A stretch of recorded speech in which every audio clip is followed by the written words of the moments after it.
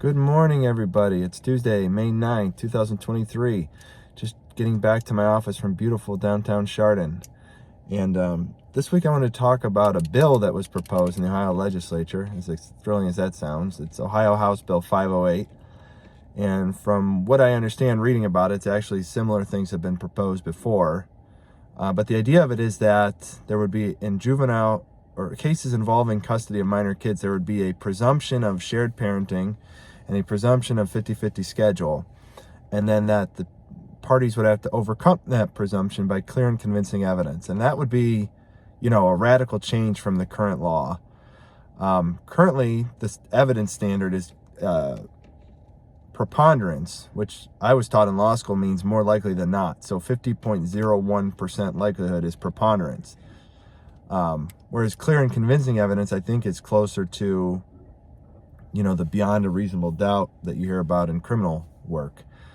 So the presumption, the question of custody versus shared parenting in a nutshell comes down to, are parents working together to make decisions, or is one parent making decisions, the other parent gets parenting time?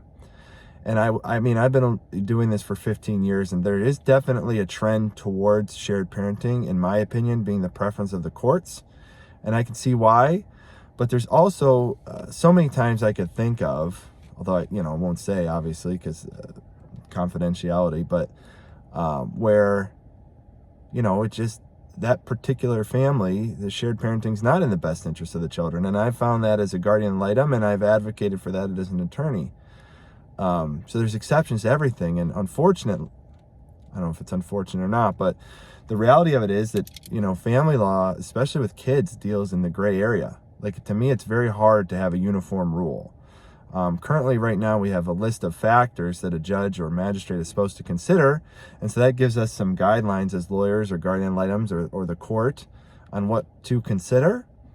But every case is so different. And then when you look at the presumption of 50-50 parenting time, I mean, I guess I should read and see exactly how that's laid out. But, like, where does that presumption end is my question. So sometimes I have, parents who, one parent lives in,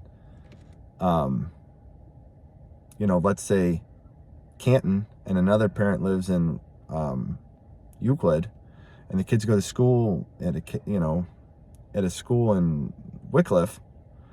Does that make sense to have 50-50 time? Meaning the kids 2 to 3 days a week are driving over an hour to school in Wycliffe.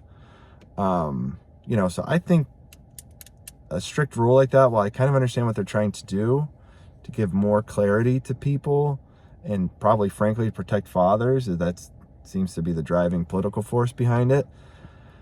I think it's very dangerous to have set rules like that in family law, especially with children, because the overall question, which is, I think, the most important question, is what is in the best interest of the children? And I think that's why there can't be uniform laws in that area. But if anybody has any questions or comments about that, feel free to reach out. Thanks. Bye.